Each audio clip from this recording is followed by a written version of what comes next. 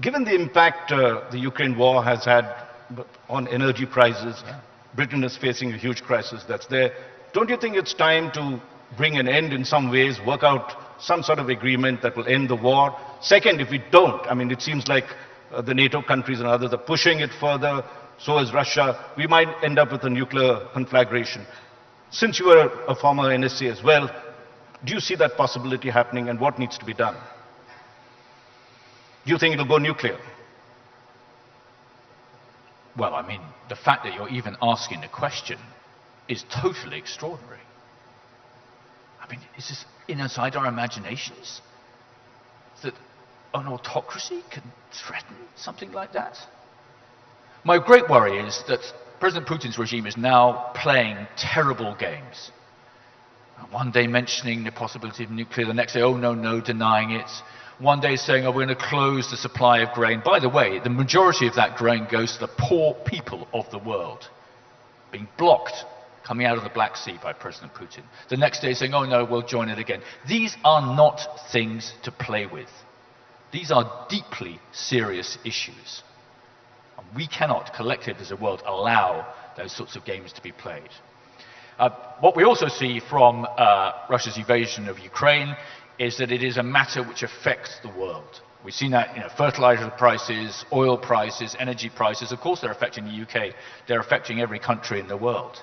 These are extraordinary things to do for no justification.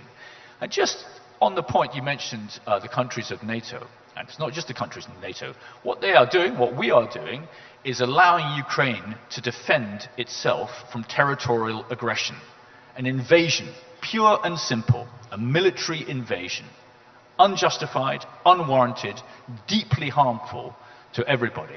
And that seems to me the right and the sensible thing to do for the United Kingdom. Now, moving to China, I mean, before the Ukraine war, China was the biggest threat. It hasn't receded. What is it that you would, and given the fact of India's hostile relations with China, what needs to be done there? I mean, you have joined the AUKUS in the Indo-Pacific. What is the way to contain China or to handle China? One of the fundamental shifts in the UK's foreign policy set out in the integrated review was the tilt to the Indo-Pacific.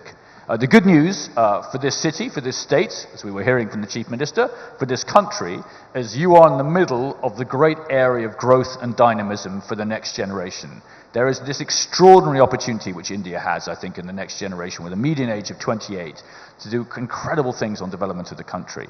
That's happening in India, but it's not just happening in India. If you looked at Indonesia as well, quite similar median age, great opportunity there.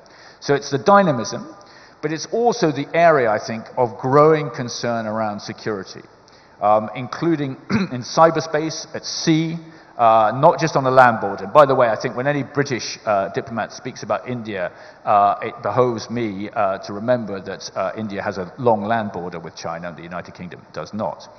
So there's a shared interest in having a secure and open Indo-Pacific, because I think the sea is particularly important, where a lot of the world's merchandise is flowing to and from Asia, Indo-Pacific, into some of the big markets in Europe and elsewhere. And that's something we're working on. We're working on it through defense and security. We're increasing the amount of joint training we do together. We had, sitting just off this city this time last year, our carrier strike group, our new aircraft carrier and the supporting fleet around it. And that was doing a big tri-service exercise with India, exactly to show that we together support an open and free Indo-Pacific. So the good news is you're in the area of great growth in the world. The bad news is it's the growth of everything, good and bad.